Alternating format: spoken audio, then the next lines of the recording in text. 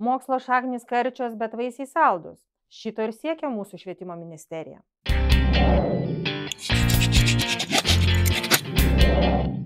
Sveiki. Tikrai girdėjote ir skaitėte ne vieną straipsnį, kuo dabar virto mūsų 11-okų gyvenimas. Ta švietimo ministerijos paruošta kaip ir reforma, kuri turėtų palengvinti, pagerinti mokymosi, atsiskaitimo. Tačiau netaip yra viskas paprasta.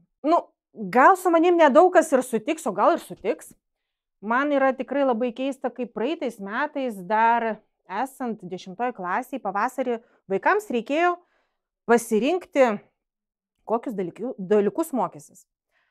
Kodėl negalima mokytis visų, o po to jau arčiau 12 klasės, jau kai 12 klasė, jau tada specializuotis. Pagal mane jau 10-okas turbūt retas, kuris žino, kuo jisai bus užaugęs. Jeigu net abiturientai ne visi tai gali nuspręsti iš karto. Gerai, bala nematė, pasirinkom tuos dalykus. Ir kasgi toliau? Tie 11 klasė, nei mokiniai, nei mokytojai nežino, kaip mokytis. Nėra vadovėlių naujų, mokytojai patys ruošia programą. Kai programa yra sukurta, bet medžiagos tai nėra. Patys mokytojai ruošia tą medžiagą. Turiu pavyzdžių, kaip iš dukros fizikos mokytojas ruošia skaidres, jis jas persiunčia, tėvai ar patys vaikai atsispausdina, aš spausdinu pati dukrai darbe. Mokytas tikrai darbo įdėjo daug. Konsultacijas nemokamai veda šeštadieniais vaikams, nes mokykloje penktadienį 9 pamoką vaikams ir mokytojui sėdėti ir dar konsultuotis, būtų jau kaip ir per sunku. Su direktorius leidimu, ačiū Dievui, kad direktorė tą leido, kad šeštadienį vaikai gali arba nuotoliu, arba mokykloje kartu pasikonsultuoti, pasimokyti. Bet tačiau, aš kažkaip spausdindavau, bet prieš kovo pradžią, galima sakyti savaitę iki egzamino, eilinis konspektas, aš paėmiau, atsidariau, žiūriu, kas čia per užduotis, kas čia per tema. Aš, kuri, aišku, N metų atgal, pati mokiausi ir dalyvau olimpiadose fizikos.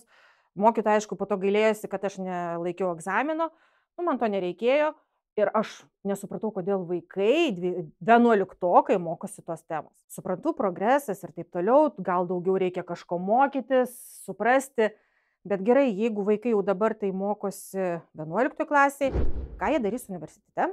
Kiti mokytojai, kaip įmanoma, irgi stengiasi. Kas sutinka vesti konsultacijas, kas nesutinka. Gerai, atėjo tas egzaminų, tarpinių egzaminų metas. Ir kągi mes matom? Šiaip logiškai mąstant, kai yra egzaminas, tą dieną ir dieną prieš pamokų nevykdavo. Bent jau mano laikais. O vaikai šiuo metu yra antiek apkrauti, kad jie ir mokosi, ir dar laiko egzaminą tą pačią dieną. Ir dar plus kontrolinis gali būti. Aišku, ne to dalyko, kito dalyko, bet vis tiek. Tai yra stresas. Vaikai, nežinau kaip, ar visi, ar ne visi, bet tikrai ne vienas. Maniškė tai tikrai, kad nusiraminti, jinai ir išmiegoti kažkiek naktį, jinai geria papildomai papildus. Dar, ačiū Dievui, ant stipresnių vaistų neperėjom, bet stresas tai yra didelis. Nuo to streso tikrai šlyja sveikata, silpsta imunitetas, atsiranda lygos visokios ir peršalimai, ir nervinis tie, kaip čia pasakius, išsiplėskimai, nesusitarimai, nesusikalbėjimai, vaikas laiko savyje, jisai nepasako tau, bet tu matai, kad jam yra kažkas negerai, o nuo to tau tik tai blogiau.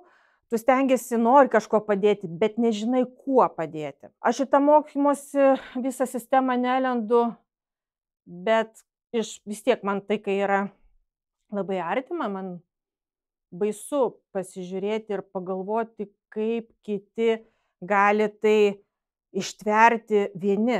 Tikrai matėte tuos visus straipsnius, girdėjote, kaip po fizikos ir matematikos egzaminų vaikai surinko labai mažai balų. Fizikos egzamino mokiniai, kurie dalyvaudavo olimpiadose, iš 40 galimų vos 30 surinko. Ir aišku, kad neadekvačios buvo užduotis. Nežinau, kaip kitose mokyklose, bet pas mano dukrą klasėje net prieš matematikos egzaminą jie tokią kaip pirminį apklausą darė, filmavo. Kiek vaikas galvoja gaus už egzaminą. Ir po to filmavo, kiek iš tikrųjų surinko balų. Dauguma atspėjo. Buvo keisčiausia matyti nusivylimą, kai mergaitė paminėjo mažesnį balą, bet surinko 1 balu didesnį. Bet matėsi, kad vaikas yra pervargęs. Jie visi po to, ten kiek tas patikrinimas vyksta, 1,5 valandos, bet vaikai visiškai be jėgų. Ir po to dar turi išsėdėti. Po eilinio egzamino, dabar nepasakysiu kokio, gavau iš dukters žinutę. Tu įsivaizduoji, tokios gimnazijos ir tokios mokyklos vaikus po egzamino paleido namo, o mes turim sėdėti mokykloje. Pas mus pamokos. Dabar buvo šią savaitę, čia balandžio pradžia ir atostogų metas vaikams ir lietuvių kalbos egzaminas vyksta visų tempu. Kiekvieną dieną vaikai ten grupelėmis eina, atsiskaito. Nežinau kaip kitose mokyklose, bet ačiū Dievui, mūsų mokykloje direktorė susiprotėjo ir vaikams suteikė laisvą dieną po atostogų. Pirmadienį vaikai neina mokyklą. Čia nors ačiū Dievui. Kas dar yra įdomu su to reforma, tai kad egzaminai vyksta iš visų dalykų, išskyrus kūno kultūrą, etiką ir dailę. Ir visų išskyrus lietuvių ir matematikos galima surinkti 40 taškų, o lietuvių ir matematikos po 20. Ir ta reforma ne tai, kad jinai buvo iš karto normaliai sukurta, jinai jau keitėsi kelis kartus ir aš manau, kad dar pasikeis. Dabartiniam variante yra taip, kad kitą pavasarį vaikai laikys vėl kovo mėnesį maždaug lietuvių ir matematiką dar po 20 balų galės surinkti, o po to mokslo metams pasibaigus jau tuos visus likusius 60 balų. Galbūt ir nieko, bet su visais tais patikrinimais, su visa šita nesąmonė, neparuošta programa, neadekvačiais klausimais ir taip toliau, buvo priimtas kaip ir sprendimas, kad šiems mūsų reformos pradininkams, 11-okams bus leista perlaikyti šios egzaminus, kuriuos jie norės. Kaip ir juokingiausia yra, kad jie negali sutarti kada. Pirma versija buvo su kitais 11-okais pavasarį. Po to girdėjau, kad liktais iki gruodžio mėnesio, per pirmą pusmetį ten kažkada. Lauksim verdikto. Šioje reformoje dar yra kas tokio nuostabaus, tai kad jeigu tu neišlaikysi šio tarpinio egzamino, bet kurio, tu neturėsi teisės laikyti galutinio egzamino. Tos sistemos gali keistis, gali ir pas vaiką pasikeisti profilis, gal jis po metų sužinos, kad jis nori kažkur kitur studijuoti, bet dabar klausimas, ar bus galima kitais metais dar pasikeisti studijų planą mokymosi.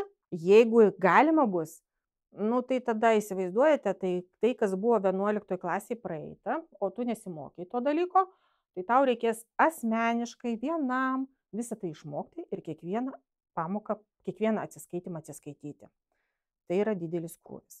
Sistema yra tikrai iki galo nesukurta. Ir kai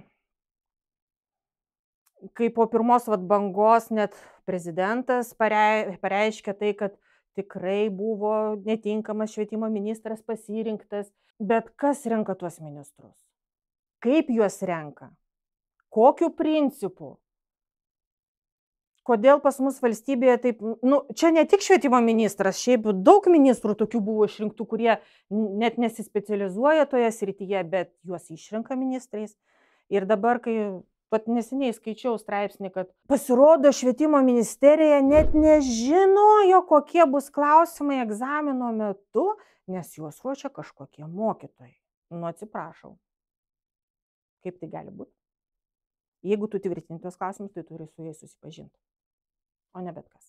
Šiam kartui, mano pasipiktinimo užtenka. Viliuosi, kad kitiems metams 11-okams labiau pasiseks. Kad jiems gal jau bus sukurti nauji vadovėliai, bus normali programa, bus normalūs egzaminai, bus atsižvelgta į visas klaidas, kurios buvo padarytos šiems pradininkams šios reformos. Tikrai tikiu. Sėkmės visiems.